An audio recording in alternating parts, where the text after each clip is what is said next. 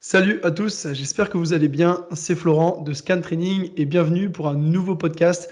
Aujourd'hui, on est en compagnie de Aiki de la chaîne Share Fitness. Est-ce que tu vas bien? Très bien, merci. Nickel. Bah écoute, merci à toi d'avoir répondu présent pour cette invitation pour maintenant le cinquième podcast de la chaîne. Donc aujourd'hui, le sujet du jour, ça va être la musculation et les réseaux sociaux. Je pense qu'il y a beaucoup de choses à dire et pour moi, tu étais l'invité presque parfait pour parler de tout ça justement. Pour ceux qui te suivent sur Instagram, ils ont, je pense, l'habitude de voir des petites vidéos fail, etc., qui viennent des réseaux justement. Donc on va pouvoir en reparler durant ce podcast. Mais avant ça, Ricky, est-ce que tu peux te présenter en deux, trois mots, s'il te plaît, pour que les gens puissent te connaître, même si je pense qu'ils te connaissent pour beaucoup. Oui, bah écoute, en fait, en gros, tout simplement, je suis. Pourquoi on me connaît déjà? J'ai créé la chaîne Share Fitness, comme tu l'as dit. Avant, ça s'appelait videotest.com. J'ai commencé, j'étais co-administrateur d'un forum de musculation, Planète Muscle. C'était le plus grand forum de body en France. Et je commençais à m'intéresser aux compléments alimentaires. Je voyais qu'il n'y avait pas de tests produits en vidéo et que les tests produits sur les sites, c'était fake, en fait. C'était vraiment des publicités déguisées. Et donc, je me suis dit, tiens, YouTube, ça venait de commencer. Je me suis dit, je vais commencer à faire des vidéos YouTube pour juste donner mon avis sur les tests produits. Et je me suis lancé comme ça en 2011. Donc, je suis un des premiers, en fait, sur YouTube, dans le fit game, comme certains disent. Mhm. Et j'ai commencé comme ça. Ensuite, pour faire un résumé très, très rapide, on a commencé les podcasts avec mes potes Gundil de Lavier. Il y a le Doc, d'autres aussi qui étaient là avant, Mika, Pasque, Wheezy aussi. C'était des gens qui participaient aussi à la chaîne. On faisait des podcasts, des reportages, interviews. Ensuite, il est venu le temps où j'ai commencé à parler de bodybuilding. Donc, c'était vraiment quelque chose à cette époque-là où c'était, quand tu posais la question à des bodybuilders, comment tu fais? C'était pousse, mange, dors. Et La bon, phrase qui fâche. voilà, c'était ça. Et moi, je voulais expérimenter la chose pleinement, en toute transparence. Et donc, c'est pour ça que je suis le premier à avoir dit que j'utilisais enfin, les compléments alimentaires, les produits dopants, non pas pour encourager, mais pour dire voilà ce que c'est la réalité. Et j'ai exprimé aussi le premier, tous les problèmes de santé que ça a pu me procurer, sans tabou, hein, en parlant de choses qui sont pas forcément avantageuses pour moi, en parlant de libido, en parlant de tout ça. Et voilà, et ça a lancé justement la voie après, tu vois. En parallèle de ça, j'ai créé la chaîne Coach Aiki, une chaîne où c'est plus moi qu'on retrouve dessus, parce que je suis éducateur sportif et un master STAPS. Et donc, je voulais partager mes connaissances, mes réflexions, etc. Parce que c'est vrai que Share Fitness, c'est une chaîne, comme son nom l'indique, de partage. Donc, les connaissances viennent, enfin, je les canalise et je les partage aux gens. Donc, je vais être un petit peu perdu là-dedans, tu vois. Donc là, j'ai voulu créer une chaîne un peu plus personnelle où j'aborde moi-même certains sujets, etc. Et voilà, donc ce qui fait pourquoi on me suit, c'est parce que j'ai un côté, voilà, je me dis, je suis quelqu'un de normal, hein, euh, je passe en langue de bois, tout simplement. Je dis pas que j'ai raison tout le temps, je dis juste, voilà mon avis, je l'expose, et puis voilà. D'accord. C'est pour ça aussi, je pense qu'on apprécie ton contenu, pour ton authenticité. Et au final, c'est vrai que ça fait du bien d'avoir des personnes qui disent vraiment les choses. Et du moins, ça contrebalance avec beaucoup de personnes qui vont cacher un petit peu certaines choses ou certaines réalités. Bon, en tout cas, bah, écoute, merci encore à toi pour cette invitation. Et pour redonner un petit peu de contexte au pourquoi du comment de ce podcast. Sur les réseaux sociaux, moi, je vois vraiment deux aspects, tu vois. Le premier, c'est le côté motivationnel, le côté positif au final des réseaux qui permet justement d'avoir cet engouement, cette hype autour de la musculation et des sports de force en général, hein, de toute façon, que ce soit en France, mais aussi un petit peu partout au final. Et le deuxième côté, c'est un peu plus la désinformation et le côté, je vais me comparer, mais de manière un peu négative, tu vois. On voit aussi beaucoup de bêtises, comme on va y revenir après. Est-ce que pour toi, il y a plus de côté positif ou alors de côté négatif à la musculation, au réseau, pardon, dans le domaine de la musculation, selon ton avis? Le souci, c'est que ce qui est mis en avant n'est pas forcément les choses les plus positives. Mhm. C'est vrai qu'on a tendance à dire que, bah, tu vois bien les vidéos que je présente, hein, ce qui buzz, on va utiliser ce terme-là, c'est pas ce qui va t'apprendre des choses. Donc maintenant, avec l'avènement des réseaux style TikTok, etc., machin, les gens qui fonctionnent, qui marchent, c'est pas forcément ceux avec qui tu vas apprendre des choses, c'est beaucoup de bêtises, c'est le côté m'as-tu vu, etc., tu vois. En soi, les réseaux sociaux, ça peut être positif, tout dépend ce qu'on cherche en fait, mais ça peut aussi créer et voilà, comme tu as dit tout à l'heure, des comparaisons. Tu vas te dire, attends, je suis moins bien que lui, j'arrive pas, etc. Parce qu'il y a de la désinformation. Et si tu veux, il y a une phase à l'époque où les gens étaient un peu naïfs. Ensuite, Mm. on a commencé à les informer. On a contribué à ça, nous aussi, de notre côté. Et là, on revient à une petite phase où ça continue à, tu vois, c'est un cercle. Donc, les nouveaux, il y a beaucoup de nouveaux adhérents dans la salle de musculation, etc., qui découvrent la musculation, qui ne sont pas au courant de toutes les vidéos qui ont été faites auparavant, ce qui est normal, hein, ils ne vont pas s'amuser à rechercher tout ça. Tout à fait. Et ils sont encore dans une phase de désinformation et d'autres en profitent pour exister, tu vois. Mm. Ça peut créer évidemment parfois des problèmes en fait, parce que tu te sens moins bien, t'arrives pas à progresser, t'apprends rien. En fait, si tu veux la nouvelle vague, maintenant, t'apprends pas grand-chose. En fait, c'est plus des belles vidéos, je vous montre mes muscles et machin, et Ouais. maintenant les vidéos, ça se résume à est-ce que tu es naturel ou pas? Ouais, c'est un peu ça, hein. C'est vrai que c'est le sujet de pas mal de chaînes ou de comptes. Et donc, c'est vrai qu'il y a quand même ce côté quand même assez négatif. Et pour rester un petit peu sur ce côté-là, après, on va parler des aspects un peu plus positifs, évidemment, hein. Comme dans tout domaine, il y a toujours les avantages et les inconvénients, si on peut dire. Qu'est-ce que tu penses de la masse d'informations? Est-ce que pour toi, il y a plus de désinformation que d'informations vraiment viables? Est-ce que tu penses qu'il y a de l'information intéressante, gratuite? C'est un petit peu plus ça ma question. Ou est-ce que obligatoirement il va falloir payer un coach ou quelque chose? Est-ce qu'on peut s'en tirer sur Internet? Voilà, il y a deux choses. La première, c'est que l'information existe. Mm. L'information existe parce que des chaînes, on parle des chaînes YouTube par exemple, il y a des bonnes chaînes YouTube qui sont toujours là. Le problème, c'est que les gens sont un peu feignants pour chercher. Tu vois? Donc, il suffit de taper sur Google, là, je sais pas, moi, prise de masse, et puis il faut faire le tri. Ouais. L'information existe, la bonne information existe, euh, mais après, c'est pas pour autant qu'on peut savoir l'utiliser. Tu vois? Oui, oui, oui, tout à fait. Un truc tout simple. On prend la méthode de Lavier. Donc ça, c'est un livre où on va t'apprendre que, bah, pour résumer, pour parler simplement, on va te dire qu'on est tous différents. Donc chaque exercice n'est pas fait pour toi. Enfin, Mm. ton développé couché barre, toi, ça sera bon pour toi, et moi, peut-être que j'arriverai pas à le faire parce que j'aurai mal, etc. Donc ça t'apprend, si tu veux, à adapter les mouvements de musculation par rapport à ta morpho-anatomie. Eh bien, c'est pas pour autant que tu vas réussir à déterminer si tu es plutôt longiligne, si tu es plutôt, tu vois. Donc voilà, c'est pour ça qu'un coach, ça remplacera, enfin, on pourra jamais remplacer un bon coach, parce qu'il faut préciser la chose, un bon Ouais. coach par des livres, des vidéos, etc. Mais pour quelqu'un qui est un peu débrouillard, qui veut expérimenter la chose, parce qu'à la base, la musculation, c'est apprendre à connaître son corps, hein, ça peut être pas mal de commencer par des vidéos, des bouquins. Mais voilà, comme tu le sais, à l'heure actuelle, les gens consomment beaucoup d'informations, vite, vite, vite. Et rares sont ceux qui vont aller se taper des podcasts ou des vidéos d'une heure d'explication ou des vidéos pure techniques comme je sais pas, chez Enzo Fokra qui va t'apprendre à faire un mouvement de musculation, tu vois. Mais bon, Oui, il y a ce côté-là, et c'est vrai que comme tu l'as très bien dit aussi, les, les jeunes, dont je fais partie aussi au final, ont beaucoup plus de mal maintenant à lire des livres et à s'informer en dehors des réseaux sociaux tout simplement. On pense que justement, avec des vidéos divertissantes, on va en savoir assez, mais c'est vrai que très souvent, c'est des raccourcis qui sont donnés et c'est pas des infos qui sont vraiment viables et qui permettent de progresser sur du long terme. Et pour moi, tu vois, il y a ce phénomène un petit peu aussi où tout le monde va s'improviser coach. Alors, j'ai su que tu es devenu coach depuis pas très longtemps au final. Après, personnellement, je suis pas là et toi non plus, je pense, pour dire il faut être coach, il faut pas être coach ou autre. Chacun fait ce qu'il veut. Chaque personne qui va, entre guillemets, dépenser son argent fait ce qu'elle veut aussi. Mais je trouve qu'il y a un petit peu ce côté on commence la muscu et tout de suite, on va vouloir donner du conseil avant vraiment d'avoir eu tous les conseils et d'avoir fait le tour un petit peu du sujet. Je ne sais pas si tu as des personnes, peut-être même dans tes coachings, dans tes clients, des personnes qui sont un petit peu dans ce cas-là et qui même voudraient, comment dire, qui sont passées par ce côté. Je vais voir des personnes qui sont même pas forcément coach, mais là, elles se sont tournées vers toi et donc elles arrivent à trouver des bonnes infos, etc., étant donné que tu es coach et passionné. Mais souvent, moi, je sais que je récupère des personnes qui, par moment, sont un petit peu perdues avec tout ça. Est-ce que ça a été ton cas aussi en tant que coach? oui. Alors déjà par rapport au coaching, il faut pas confondre. Enfin, j'aurais pu être coach déclaré depuis très très longtemps. Le souci, c'est qu'avant, ça m'intéressait pas vraiment. J'avais pas trop le temps. Et au bout d'un moment, je me suis dit, tiens, c'est un univers, comme tu dis, qui me passionne. Donc, pourquoi je vais laisser le créneau à des gens qui ne sont pas compétents en la matière, tout simplement. Alors, avant, parce que tu sais, tu as une réforme. Avant, il fallait qu'on passe, quand tu as un diplôme en STAPS, il fallait passer à la spécificité en lien avec la Hmm. musculation.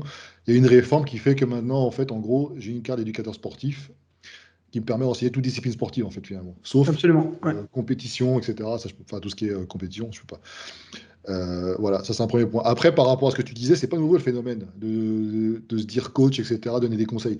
Un truc tout simple, tu prends des bodybuilders très très musclés, dopés à mort, ça c'est pas le problème. Ils se la jouent coach après avoir gagné 3-4 compétitions. Sauf que les gens, ce qu'ils oublient, c'est que ces gars-là ont été préparés par d'autres. C'est pas, les Ouais. connaissances ne viennent pas d'eux-mêmes. Donc ils n'ont pas forcément plus de connaissances que toi. C'est juste que eux, ils ont une génétique favorable, les produits, quelqu'un qui les a guidés, et ils se sont dit, tiens, ça marche sur moi. Et mais c'est pas pour autant qu'ils vont être compétents en la matière. J'ai plus confiance en quelqu'un qui a un physique, on va dire, pas avantageux, une génétique pas avantageuse et qui a réussi à développer un physique intéressant, plutôt que Exactement. quelqu'un qui a des prédispositions et qui. Voilà. Et par rapport à mes élèves, oui, bah, en fait, comme tout le monde, hein, au début, ils m'ont expliqué qu'il y avait des tutos, des vidéos à la salle, on donne des conseils. Les femmes, elles écoutent leurs copains. J'avais fait une vidéo d'ailleurs à l'époque, et c'était ton petit ami n'est pas ton coach. Je l'avais vu cette vidéo, je me souviens. Voilà. Donc, mais c'est vrai en plus, t'en vois plein à la salle, hein. Moi, j'aime bien observer Ouais, les gens, tu complètement. vois. Quand pendant mes temps de repos, j'observe ce qui se passe. Et ça part d'une bonne attention, mais bon, généralement, c'est pas trop ça, quoi. Euh, mais après, voilà, on commence tous comme ça. Moi, quand j'ai commencé la musculation, à l'époque, il n'y avait pas Internet comme maintenant. Ceux qui me montraient les mouvements, c'était des anciens, quoi. Ils me disent, tiens, tu fais ça, tu prends le développé couché, tu descends à fond. Si j'avais écouté ça, alors des charges légères, c'était pas très grave. Si je les avais écoutés encore maintenant, je pense que je me serais déchiré depuis le temps. Ah, Donc tu voilà. m'étonnes. Mais ouais, ouais, c'est un phénomène qui est pas nouveau, hein, tu sais. Ça, malheureusement, tout le monde, ça joue coach, tout le monde. Et surtout chez les filles. Alors, c'est pas pour dire que. Mais parce que les filles celles qui sont mises en avant sur les réseaux sociaux, c'est des filles qui ont une génétique déjà avantageuse. En fait, elles n'ont pas forcément eu ce physique-là grâce à la musculation. Le Hmm. legging leur va très bien. Et après, on commence à avoir une petite notoriété. Et là, commence à se la jouer coach. Alors, je tiens quand même à souligner que par rapport à avant, les nouvelles fit girls, elles sont un peu plus crédibles quand même en termes de connaissances. Ça se voit. Tu vois, avant, c'était des exercices, voilà, avec des élastiques, poids Au de poids de corps, machin. corps. Ouais, Là, ouais. maintenant, elles commencent à se soulever. On les voit, surtout sur TikTok, j'en vois quelques-unes alors, elles sont pas forcément musclées. C'est un mélange de graisse, tu vois, c'est bien réparti. Mais toujours est-il qu'elles soulèvent de la fonte. Donc, il y a quand même une différence. Mais bon, après, voilà, c'est pas très très grave. Non, je suis d'accord avec toi. C'est vrai que même auparavant, on voyait beaucoup, ça faisait un petit peu caricatural, pardon, avec ce côté un peu gym des années 80 qu'on voyait à la télé. Mais c'est vrai que ça a quand même bien changé et il y a de plus en plus de femmes, c'est pas le sujet, mais qui s'entraînent sérieusement. En tout cas, ça fait plaisir à voir. Mais je Oui. te rejoins sur le fait que tu dis justement qu'on peut avoir plus confiance aussi en un coach qui va réussir à s'être transformé, notamment même sur ses points faibles, etc. Un peu comme Arnold, le fameux Schwarzenegger n'avait pas les cuisses en point fort, il a réussi à bien les développer.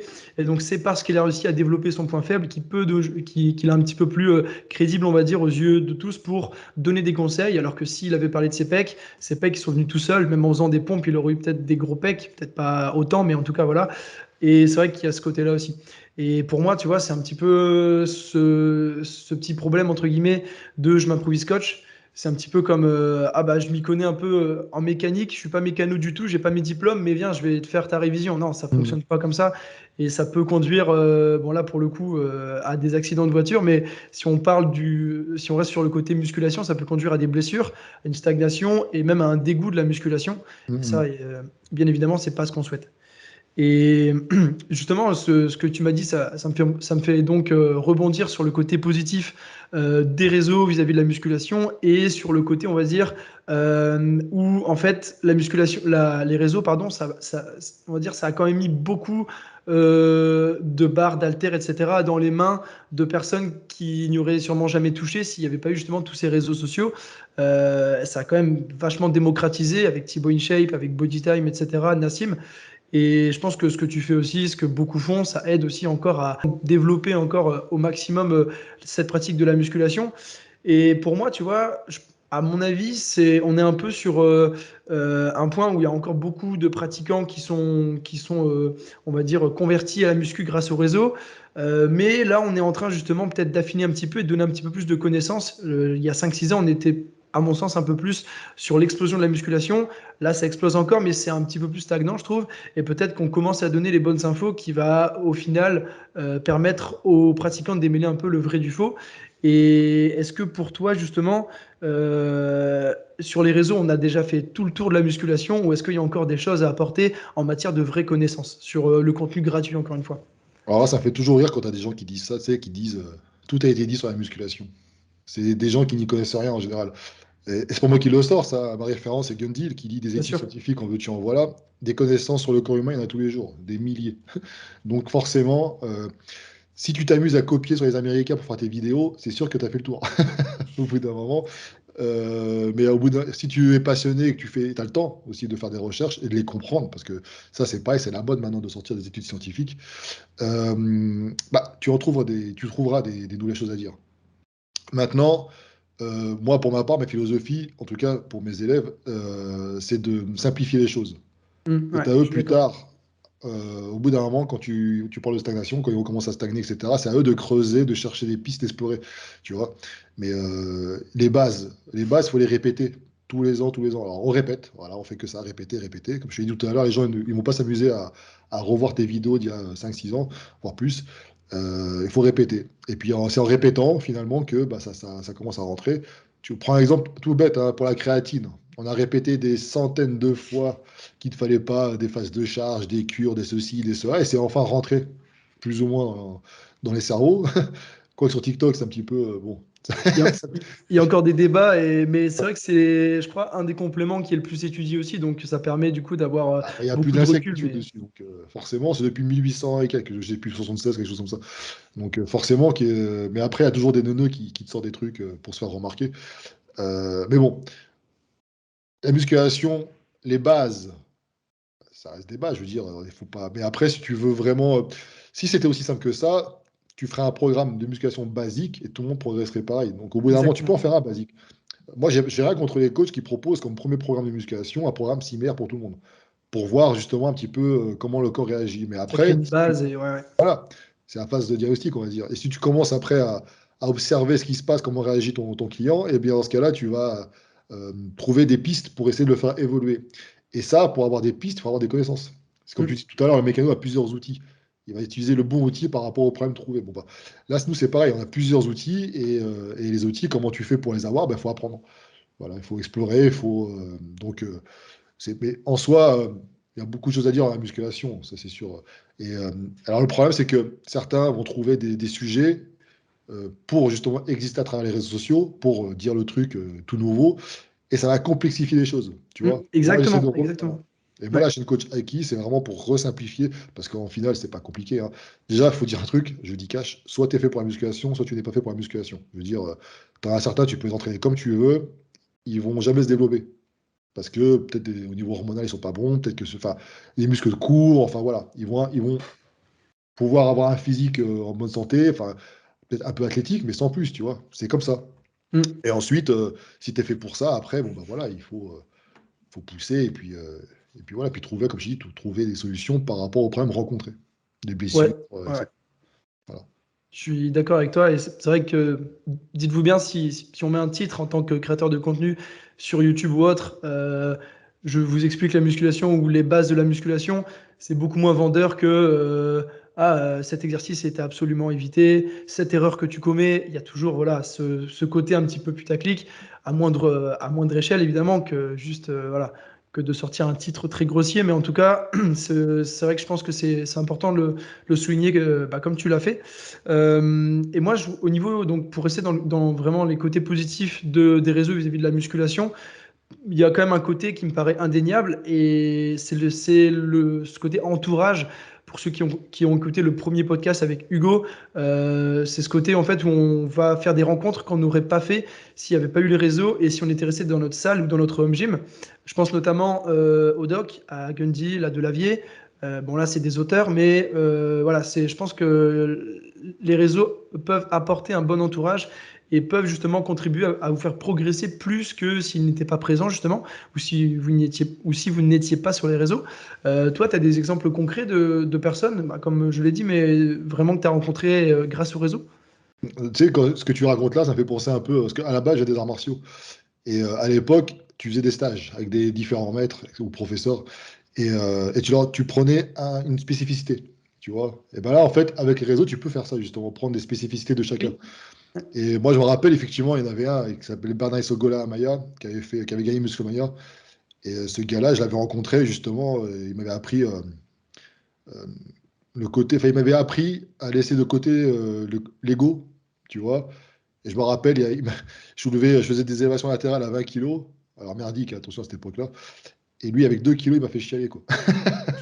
Tu vois? C'est 1000. Voilà. Donc, tout ça pour dire qu'effectivement, c'est les réseaux sociaux, ça amène justement comme ça des belles rencontres. Et après, tu peux justement échanger, apprendre, et puis développer des amitiés, comme tu l'as dit, toi, avec le doc de Lavier, Gundy. Là. Moi, ça fait depuis 2003 que je les connais. Le doc un peu plus tard, il est venu sur ma chaîne un peu plus tard. Mais ouais, les réseaux sociaux, quand même, tu as un côté évidemment positif.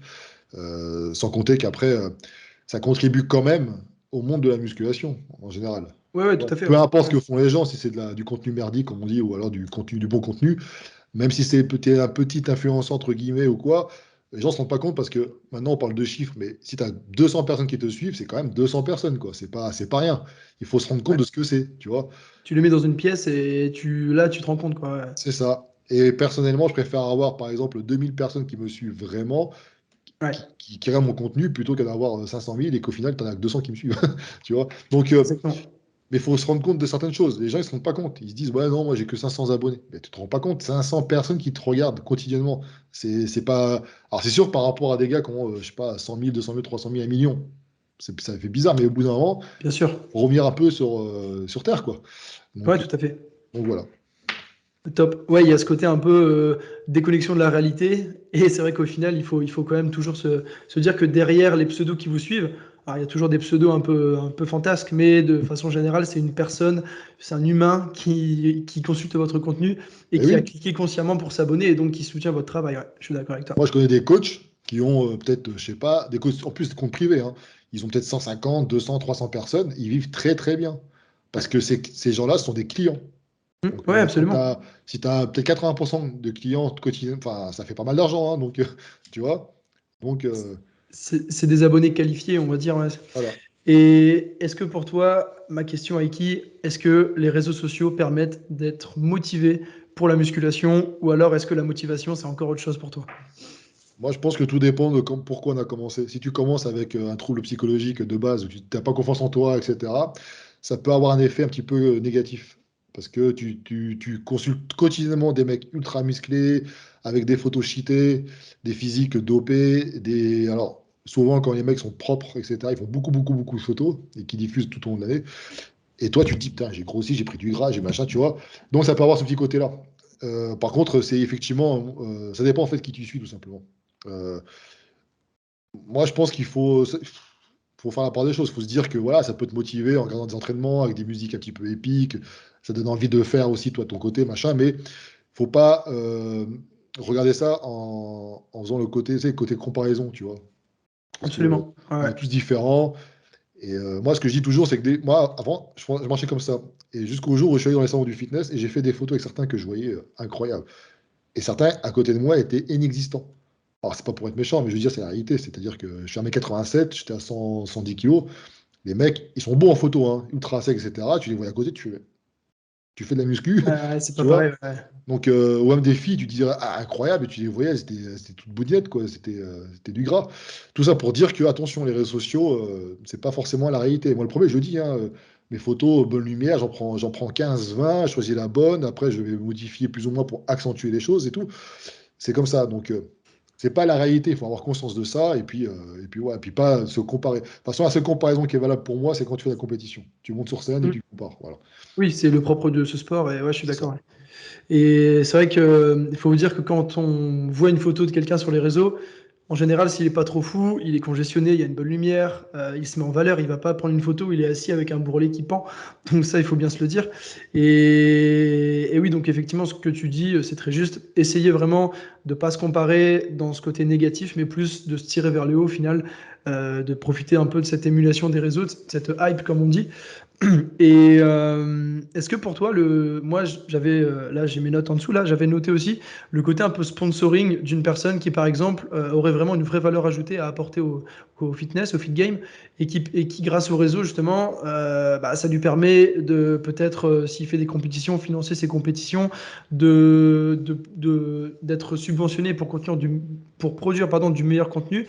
Est-ce que pour toi ce côté sponsoring c'est intéressant, enfin du moins c'est un plus-value des réseaux. Je sais pas si je m'explique bien, mais Non, non, on comprend, non, non, mais si, si, mais après le sponsoring, c'est. Alors, quand ça a commencé, c'était intéressant. Après, on a commencé à avoir plein de personnes sponsorisées. En fait, elles n'étaient pas sponsorisées. C'était des liens d'affiliation qui étaient distribués à droite à gauche et on pouvait penser que ces personnes étaient sponsorisées. Pour moi, un vrai sponsoring, c'est un contrat où tu es rémunéré. Déjà, tu as un fixe tous les mois hmm, et tu as des avantages aussi en nature, des compléments, des vêtements, etc. Machin. Euh, ça peut effectivement aider les gens. Bah, moi, je sais ce que je fais d'ailleurs, hein. Ça peut aider les gens pour leurs projets, pour les compétitions. Ça coûte très très cher, hein. Et tu prends les stéroïdes, etc. Enfin, je veux dire, la hmm, bouffe, ça peut aider quand même malgré tout. Voilà, ça peut aider même à développer du contenu pour certains. Et pourquoi pas aussi, ce que j'ai toujours dit, j'ai fait des vidéos pendant très très longtemps gratuitement sur mon temps de repos. J'ai payé pas mal de choses, du matos, les voyages, etc. Je me suis dit, au bout d'un ouais, moment, j'ai envie de me remercier aussi quand même. Et ça, je l'avais expliqué en vidéo d'ailleurs. Donc, ça aussi, c'est important. Ça aide aussi pour le côté motivation, etc. Tu fais pas ça que pour le côté partage, parce que les gens sont ingrats. Tu le fais aussi, voilà, tu vois un petit peu le fruit de ton travail sous cette forme-là. Mais après, à un moment, je pense que c'est un petit peu nuit justement au côté. C'était devenu du fitness business. hmm, ouais, ouais. Si je peux parler par exemple Nutrimuscle, Nutrimuscle avait commencé ils l'ont reconnu d'ailleurs, hein, c'est bien de reconnaître ses erreurs. Ils ont tenté justement de se lancer un petit peu dans le côté sponsoring un peu plus que d'habitude, et ils se sont rendus compte que les gens mettaient plus en avant le produit parce que c'est la qualité, parce qu'ils aiment la marque, etc. Mais plus le côté aidez-moi, prenez mon code pour ce que j'ai envie d'avoir de l'argent, quoi. En gros, c'était ça le truc. Hmm, ouais, ouais. Et donc ça, c'était pas bon, tu vois, sur le côté... c'est-à-dire que le mec, il partageait des contenus, des stories que pour ça. Et non pas pour t'apprendre que les BCA, faut les prendre à tel moment, que la créatine, tu vois ce que je veux dire? Ouais. C'est plus des connaissances, c'était juste de la publicité. Donc à un moment, on a eu beaucoup de ça hein, pendant quelques temps, là, avant le Covid. Enfin, tu suivais les... Moi, j'ai beaucoup de comptes que j'ai virés parce que c'était que ça, quoi. J'ai rien contre le fait, mais moi, des fois, j'en fais, hein, mais contre le fait que tu mettes de la publicité, etc., de temps en temps. Mais là, c'était tout le temps. Parce qu'ils ont des obligations, tu vois. La marque leur disait, voilà, tu fais 3 posts par jour, 3 stories, machin. Au bout d'un moment, t'avais que ça, quoi. Donc, on a quitté la télévision pour YouTube et pour les réseaux parce que voilà, il y a trop de publicité, entre autres. Et on se rend compte qu'il y avait encore plus de Exactement. pubs. Donc, mais là, ça s'est un peu calmé, je trouve. Enfin, je trouve qu'il y a moins de. Il y a toujours des sponsoring, des machins, mais je trouve que c'est un petit peu moins quand même. Donc, je sais pas. Ouais, puis après, c'est comme un petit peu tout. Je pense c'est plus il y a de monde, plus il y a de potentielles dérives et plus les côtés négatifs ils vont ressortir. Si par exemple il y a 10 ans, il y avait que 10 personnes qui étaient sponsorisées dans le fitness en France, ça ferait bien rire aujourd'hui, mais il y avait peut-être plus de qualité et d'authenticité aussi derrière tout ça. Alors que là, si Un effectivement business. voilà, dès qu'on lance un compte, on essaie d'être sponsorisé pour des raisons de business, comme tu le dis. C'est peut-être pas le, justement, c'est peut-être un côté négatif aussi des réseaux sociaux.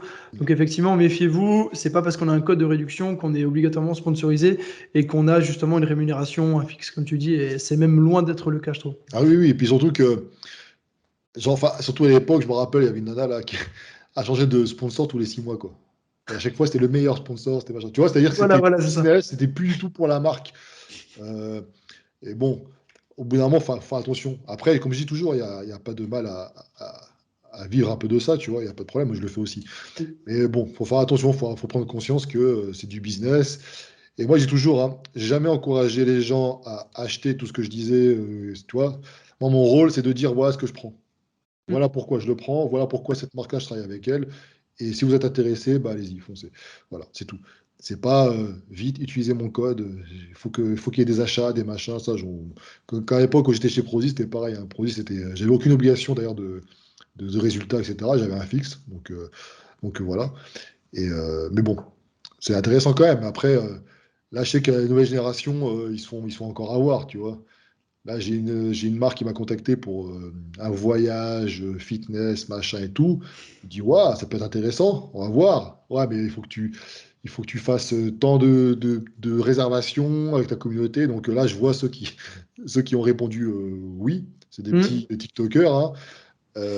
Tous Je les pense que jours, j'en ai vu passer, ouais. ah, t'as vu? Tous les Ouais, jours, publicité, machin, soutenez-moi et machin. C'est Clément, tu vois. Donc finalement, elle est en train de casser un peu son contenu. Je pense à une fille en particulier, là. Elle est en train de casser son contenu. Et à bout d'un moment, ça va saouler les gens, tu vois. Donc bon, chacun son truc, hein. Moi, on je veut sais que j'ai jamais bien. voulu inonder de publicité. Tu vois, le moment où je fais le plus de pub, c'est quand je reçois un colis, quoi, finalement. Je déballe Mm. mon colis. Voilà, j'explique pourquoi. Et puis c'est Nutrimuscle, hein, si je peux dire Oui, la oui, marque. Nutri Muscle, oui. Je suis C'est fier pas de un Nutri Muscle. coup une pub pour un site de complément, un coup pour une autre marque. On n'est pas voilà. C'est vrai que sinon ça fait comme le fameux terme d'homme sandwich, hein, c'est c'est un peu ça. Et j'ai une question pour toi. Est-ce que toi, en tant que coach, en tant que passionné, que pratiquant, tu conseillerais à un jeune qui se lance dans la musculation de se mettre obligatoirement sur les réseaux sociaux pour avoir tout ce qui est conseil, comme on l'a dit, pour cet aspect motivation, pour essayer justement de rencontrer des gens, etc. Ou est-ce que, au contraire, tu lui déconseillerais un petit peu plus? C'est pas binaire, on est d'accord, c'est pas oui ou non, c'est pas chacun fait ce qu'il veut, mais vers quelle tendance tu l'orienterais plus? Vers oui, fais un compte, je t'encourage, ou non, ne fais pas de compte parce que c'est la porte ouverte à trop de dérives. Est-ce que tu connais un jeune actuellement qui n'a pas de réseaux sociaux? Pas vraiment. Voilà. Donc, de ce fait, ils sont forcément dessus. Après, comme je te dis, il faut faire attention à qui tu vas enfin, qui tu vas suivre, tout simplement. C'est comme tout, hein, il faut éduquer, en fait. Il faut leur apprendre que tout n'est pas rose, déjà, dans ce milieu, que tout n'est pas. C'est un peu de la magie, hein, voilà. Il y a un côté un petit peu fake, Mm. voilà. Une fois que tu as conscience de ça, tu peux suivre qui tu veux.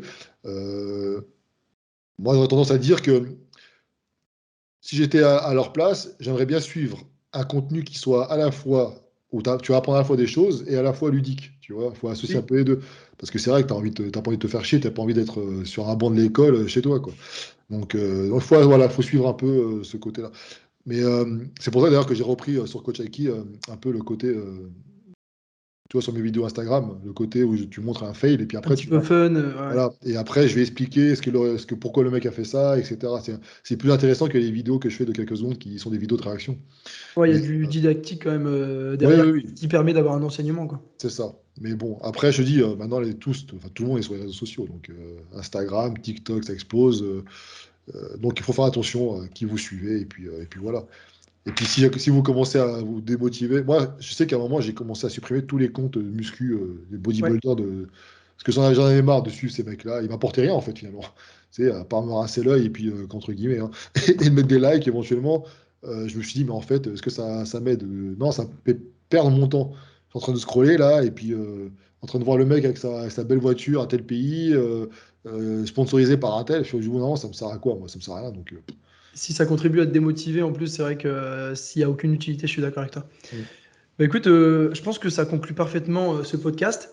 Donc, pour être en rapport avec cette dernière partie, bien sûr, allez suivre Aiki sur ses réseaux.